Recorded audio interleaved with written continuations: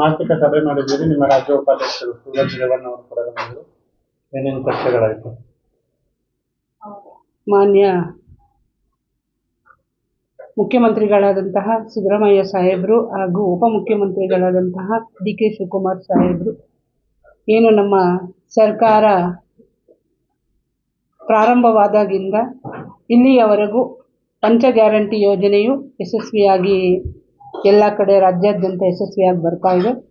ಹಾಗೆ ನಮ್ಮ ಉಪ ಗ್ಯಾರಂಟಿ ಯೋಜನೆಯ ಉಪಾಧ್ಯಕ್ಷರಾದಂತಹ ಸೂರಜ್ ಹೆಗಡೆ ಅವರು ಇವತ್ತು ನಮ್ಮ ಸಭೆಗೆ ಹಾಜರಾಗಿದ್ದು ನಮ್ಮ ಯಲಹಂಕ ತಾಲೂಕಿನ ಕಮಿಟಿ ಇದೆ, ಎಲ್ಲರಿಗೂ ಬಹಳ ಖುಷಿ ಪಡುವಂತಹ ವಿಚಾರ.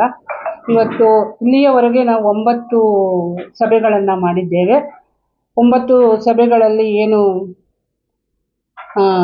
ಚರ್ಚೆಗಳಾಗಿತ್ತು ಮತ್ತು ಸಭೆಗಳು ನಡೆದಿದೆಯಾ ಇಲ್ವಾ ಅಂತ ಹೇಳಿ ಅವರು ನೋಡಲಿಕ್ಕೆ ಬಂದಿದ್ದರು. ಇವತ್ತು 10ನೇ ಮೀಟಿಂಗು, ನಮ್ಮ ಗ್ಯಾರಂಟಿ ಸಮಿತಿಯ 10ನೇ ಮೀಟಿಂಗಿಗೆ ನಮ್ಮ ಉಪಾಧ್ಯಕ್ಷರಾದಂತಹ ಸೂರಜ್ ಹೆಗಡೆ ಅವರು ಬಂದಿದ್ದು, ನಮ್ಮ ಇಲಾಖೆ ಏನು 5 ಗ್ಯಾರಂಟಿ ಯೋಜನೆಗೆ ಸಂಬಂಧಪಟ್ಟಂತಹ 5 ಇಲಾಖೆಯ ಅಧಿಕಾರಿಗಳು ಭಾಗವಹಿಸಿದ್ದು ಎಲ್ಲ ಇಲಾಖೆಯ ವಿಚಾರಗಳನ್ನು ಚರ್ಚಿಸಿದ್ರು. ಅನ್ನಭಾಗ್ಯ ಯೋಜನೆ ಆಗಿರ್ಬೋದು, ಮೇಯ್ನ್ ಏನು ಅಂದರೆ ನಮಗೆಲ್ಲ ಕಡೆ ಸಮಸ್ಯೆ ಬರ್ತಾ ಇರೋದೇ ಅನ್ನಭಾಗ್ಯ ಯೋಜನೆ. ಇದು ಅದಕ್ಕೆ ಸಂಬಂಧಪಟ್ಟಂತಹ ಸಮಸ್ಯೆಗಳನ್ನು ನಾವು ಅವ್ರ ಮುಂದೆ ಇಟ್ಟಿದ್ದೇವೆ. ಅದನ್ನು ನಮ್ಮ ರಾಜ್ಯಾಧ್ಯಕ್ಷರಾದಂತಹ ರೇವಣ್ಣ ಸಾಹೇಬರಿಗೆ ಮತ್ತು ಸರ್ಕಾರದ ಮಟ್ಟಿಗೆ ನಾವು ಅದನ್ನು ತಿಳಿಸ್ತೇವೆ ಅಂತ ಹೇಳಿದ್ದಾರೆ. ಅದೇ ರೀತಿ BMTCಗೆ ಸಂಬಂಧಪಟ್ಟಂತೆ ಕೆಲವೊಂದೆಲ್ಲ ಸಮಸ್ಯೆ ಇತ್ತು, ಅದನ್ನು ಸಹ ನಾವು ಚರ್ಚೆ ಮಾಡಲಾಗಿತ್ತು. ಮತ್ತು ನಮ್ಮ ಮುಖ್ಯವಾಗಿ ಗೃಹಲಕ್ಷ್ಮಿ ಯೋಜನೆ, ಅದರ ಬಗ್ಗೆ ಸಾಕಷ್ಟು ಮಾಹಿತಿಗಳನ್ನು ತಗೊಂಡ್ರು. ಈಗ ಏನಾಗ್ತಿದೆ ಅಂದರೆ ಸತ್ತವರ ಅಕೌಂಟಿಗೂ ಹಣ ಹೋಗ್ತಾ ಇದೆ. ಅದು ಆದ ಕಾರಣ ಅದ್ರ ಬಗ್ಗೆ ನಮಗೆ ಏನು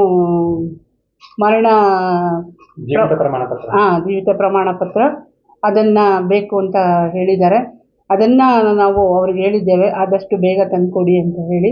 ಮತ್ತು ಇನ್ನೊಂದೇನು ಅಂತಂದರೆ ಏನು ಗೃಹಲಕ್ಷ್ಮಿ ಯೋಜನೆ ಫಲಾನುಭವಿಗಳೇನಿದ್ದಾರೆ ಅವರು ಗೃಹಲಕ್ಷ್ಮಿ ಹಣದಿಂದ ಬಂದಂಥ ಹಣದಿಂದ ಕೆಲವು ಕಡೆ ಗ್ರಾಮಾಂತರ ಮಟ್ಟದಲ್ಲಿ ಅದನ್ನು ಸದುಪಯೋಗ ಪಡ್ಕೊಂಡಿರುವಂತಹ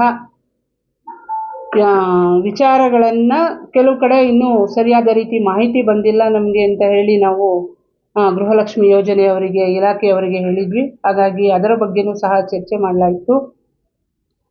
ಹಾಗೆಯೇ ನಮ್ಮ ಶಕ್ತಿ ಯೋಜನೆ ಭಾಳಷ್ಟು ಸ್ವಲ್ಪ ಗೊಂದಲ ಇತ್ತು. ಏನಂದರೆ ಹಿರಿಯರು ಮತ್ತು ಮಕ್ಕಳುಗಳು ನಿಲ್ಲುವಂತಹ ಸ್ಥಳದಲ್ಲಿ ನಿಲ್ಲಿಸದೆ ಸ್ವಲ್ಪ ದೂರದಲ್ಲಿ ನಿಲ್ಲಿಸ್ತಾರೆ. ಹಾಗಾಗಿ ಅದನ್ನು ಸಹ ವ್ಯವಸ್ಥೆಯನ್ನು ಮಾಡಿಕೊಡ್ಬೇಕು ಅಂತ ಕೋರಿಕೆಯನ್ನು ಇಟ್ಟರು. ಈಗ 5 ಗ್ಯಾರಂಟಿಗೆ ಸಂಬಂಧಪಟ್ಟಂತಹ ಎಲ್ಲ ಚರ್ಚೆಗಳನ್ನು ತುಂಬ ಚೆನ್ನಾಗಾಯಿತು. ಮತ್ತು ಎಲ್ಲ ಅಧಿಕಾರಿಗಳು ಸಹ ಭಾಗವಹಿಸಿದ್ರು. ನಮ್ಮ ಕಾರ್ಯನಿರ್ವಾಹಕರಾದಂತಹ ನಮ್ಮ ಮಧು ಸರ್ ಅವರು ಸಹ ಭಾಗವಹಿಸಿ, ಮತ್ತು ಎಲ್ಲ ನಮ್ಮ ಕಮಿಟಿಯ ಸದಸ್ಯರುಗಳು ಭಾಗವಹಿಸಿದ್ರು. ತುಂಬ ಯಶಸ್ವಿಯಾಗಿ ಕಾರ್ಯಕ್ರಮ ನಡೀತು ಅಂತ ಹೇಳಲಿಕ್ಕೆ ನಾನು ಇಷ್ಟಪಡ್ತೀನಿ.